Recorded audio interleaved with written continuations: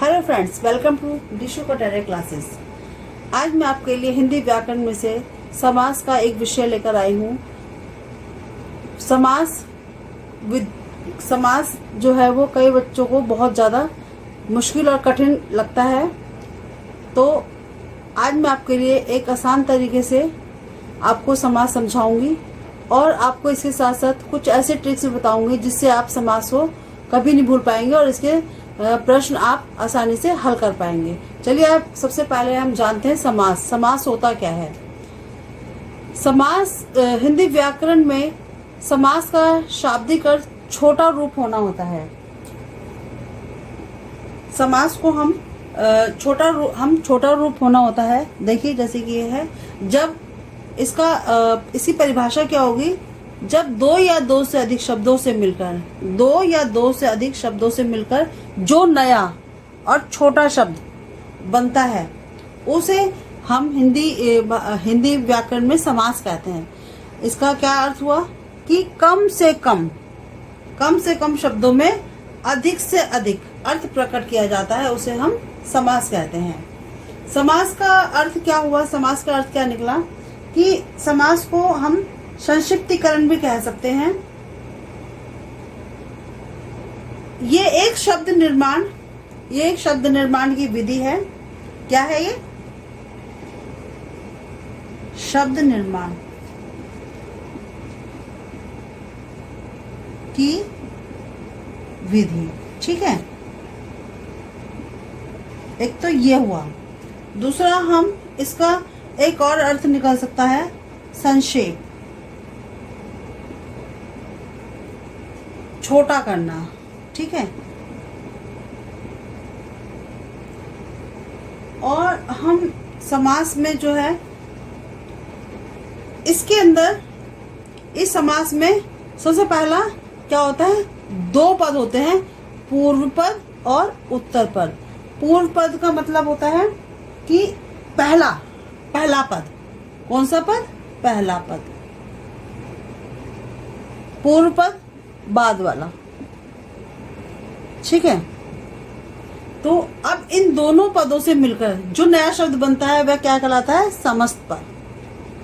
जैसे कि देखिए, हम यहाँ पे एक उदाहरण देखते हैं, नीला कमल। इसमें ये क्या है? ये है पूर्व पद, ठीक है। और ये क्या है? उत्तर पद। पूर्व पद और उत्तर पद। अब हम इन दोनों को मिलाकर हमारा क्या नया शब्द निकला? नील कमल। ये क्या कहलाएगा? समस्त पद। समस्त पद, ठीक है। इसी तरीके से प्रत्येक दिन, प्रत्येक, तो ये क्या हुआ? पूर्व पद और ये उत्तर पद। इसी तरीके से राजा का पुत्र, राजपुत्र। अब देखिए ये हमने कितना बड़ा बोला है, राजा का पुत्र। इसका हमने समास किया तो एक शब्द क्या निकला? राजपुत्र, ठीक है। तो आपको यहाँ पे समझ आ गया होगा कि ये हमने इसको छोटा करके लिखा है, संक्षेप में लिखा है, ठीक है। तो इस तरीके से चलिए आप देखते हैं समास से कितने भेद होते हैं। देखिए अधिकतर लोग जो है किताबों में या वैसे भी ये लिखाता है समास के 6 भेद होते हैं, ठीक है। लेकिन समास के 4 भेद होते हैं। पहला है अव्ययीभाव समास, द्वंद्व समास, बहुब्रीहि समास और फोर्थ है तत्पुरुष समास। अब देखिए ये अभी हमारे जो है 4 समास है, ये इसके भेद हैं। तत्पुरुष समास के भेद है, ये कौन सा हो गया? 5वां द्विगु समास, 6ठा कर्मधारय समास। तो टोटल संख्या हमारी क्या हुई? 6 जो है वो समास माने जाते हैं।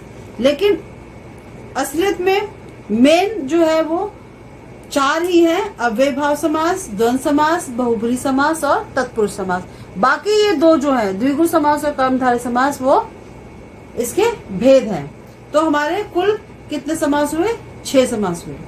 अब देखिए अव्यय, हम सबसे पहले समास का देखते हैं। सबसे पहला समास है हमारा अव्ययीभाव समास। अव्ययीभाव समास की क्या पहचान है? अव्ययीभाव की क्या पहचान है? इसका जो पूर्व पद होता है, ये देखिए अव्ययीभाव समास में पूर्व पद होता है, ठीक है। इसका पूर्व पद जो है वो क्या होता है, अव्यय होता है। ठीक है,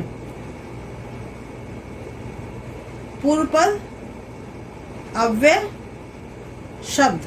ठीक है, क्या होता है, इसकी पहचान क्या है, पूर्व पद अव्यय शब्द होता है और इसमें उपसर्ग होता है, उपसर्ग होता है और क्या होता है इसमें कि इसका पूर्व पद जो है वो प्रधान होता है। ठीक है, ये दो चीजें हैं, ये पूर्व पद होता है, इसमें पूर्व पद प्रधान होता है। इसकी पहचान ये है कि इसमें अव्यय शब्द होता है और इसमें उपसर्ग लगता है। जैसे कि इसका एक एग्जाम्पल है, जैसे कि मान लो आजीवन, आजीवन। ठीक है, तो इसका पूर्व पद क्या है, आ, तो ये क्या है, आ उपसर्ग है। ठीक है, इसका मतलब क्या हुआ, जीवन भर। ठीक है, समझ आ गया। अब है द्वंद्व समास। द्वंद्व समास जो है, इसके अंदर इसकी क्या पहचान है कि इसकी पहचान ये है कि इसके अंदर ये एक दूसरे के साथ इनमें द्वंद्व होता है। द्वंद्व मीन्स ये दोनों में जो है, ये दोनों विलोम होते हैं, एक दूसरे के क्या होते हैं, विलोम। ठीक है, और या पूरक होते हैं। ठीक है, या तो पूरक होते हैं या ये एक दूसरे के विलोम होते हैं। जैसे कि देखिए एग्जाम्पल देखिए इसका, माता पिता। ठीक है, माता और पिता ये एक दूसरे के क्या है, पूरक हैं। इसी तरीके से सुख दुख, तो ये क्या है, एक दूसरे के विलोम है। समझ आ गया। चलिए अब देखते हैं बहुब्रीहि समास। बहुब्रीहि समास में अन्य प्रधान होता है, अन्य अर्थ निकलता है। ठीक है, इसके अंदर क्या होगा, जैसे कि एग्जाम्पल है पीताम्बर। ठीक है, यानी कि पीताम्बर में क्या होगा, पीला है अंबर जिसका। ठीक है, पीला अंबर, अर्थात क्या होगा, वो जो पीले वस्त्र धारण करने वाला, पीले वस्त्र धारण करने वाला कौन होंगे, वो श्री कृष्ण या विष्णु भी बोल सकते हैं। ठीक है, तो इसका कोई अन्य अर्थ निकला। ठीक है, अन्य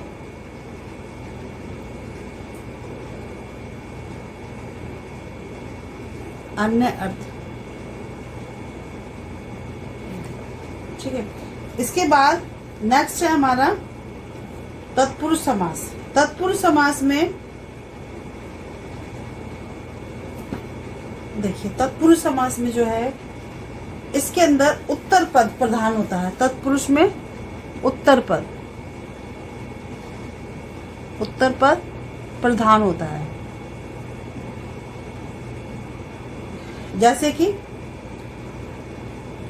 जैसे हमने देखा था राजा का पुत्र। ठीक है, राजा का पुत्र, तो इसके अंदर राजा का क्या है, पुत्र, तो इसमें क्या है, उत्तर पद प्रधान है और इसमें एक कारक चिन्हों का भी प्रयोग किया जाता है।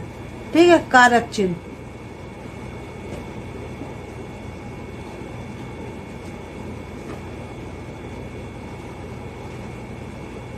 कारक चिन्ह होते हैं।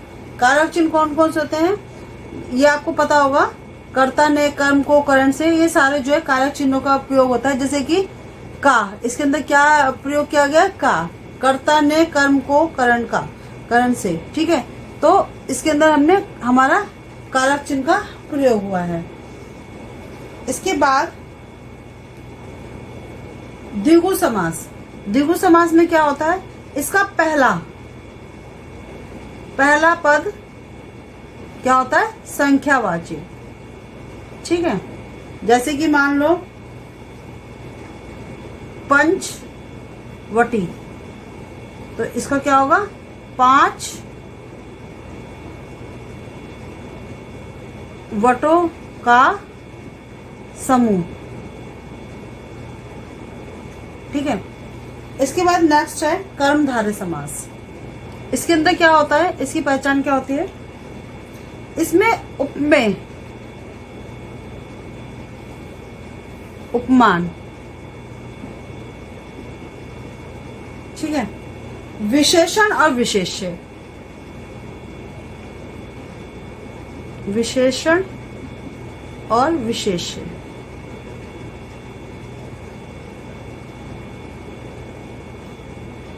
विशेष।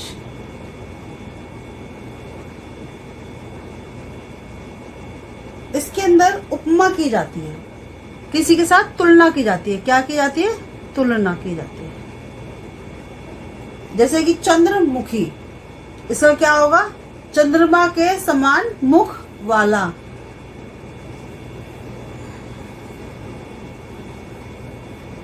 चंद्रमुखी क्या है इसके अंदर?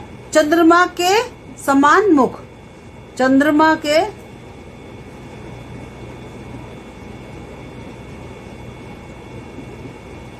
समान मुख। तो क्या किसके समान मुख है? किसके साथ तुलना की गई है? मुख की चंद्रमा से। तो यहाँ पे क्या होगा? चंद्रमा के समान मुख। तो इसमें उपमेय उपमान हो रहा है, विशेषण विशेष्य हो रहा है। तो इसके अंदर हम कर्मधारय समास लगाएंगे। तो अब आपको इसका समास किसे कहते हैं, समास की परिभाषा, इसके भेद, और आपको मैंने इसका पहचानने की ट्रिक भी बताई है कि अव्यय भाव समास क्या होता है। अव्यय भाव में पूर्व पद प्रधान होता है और इसके अंदर अव्यय शब्द होता है, इसके अंदर उपसर्ग होता है, द्वंद्व में विलोम होते हैं या एक दूसरे के पूरक होते हैं, बहुब्रीहि समास में कोई अन्य ही अर्थ निकलता है। ठीक है, और तत्पुरुष में इसमें उत्तर पद प्रधान होता है और इसके अंदर कारक चिन्हों का प्रयोग किया जाता है। अब ये देखिए, अब आप सोचे होंगे कि ये दोनों इसके भेद कैसे हैं। देखिए, इसके अंदर भी पूर्व पद प्रधान होता है और इसके अंदर भी पूर्व पद प्रधान होता है पद। ठीक है, द्विगु समास में इसका पहला जो है वो संख्यावाची होता है और इसके अंदर इसमें तुलना की जाती है कर्मधारय समास में। ठीक है, तो अब मैं आपको इसके जो है आगे इसके अभी उदाहरण देकर और अच्छे से समझाऊंगी अव्यय भाव समास के, द्वंद्व समास के, बहुब्रीहि समास, तत्पुरुष, द्विगु समास और कर्मधारय समास। इसके बाद अब मैं आपको जो है नेक्स्ट वीडियो में इसका पार्ट 2, जिसके अंदर मैं आपको इसके उदाहरण के साथ आपको और अच्छे से समझाने की कोशिश करूंगी। तो मिलते हैं अगली वीडियो में समास के पार्ट 2 में। तब तक के लिए बाय बाय। और अगर आप मेरे चैनल पर नए हैं तो मेरे चैनल को सब्सक्राइब करें, लाइक करें, शेयर करें और ज्यादा से ज्यादा लोगों को शेयर करें जिससे और बच्चों को भी इसका लाभ मिल सके। चलिए मिलते हैं नेक्स्ट वीडियो में।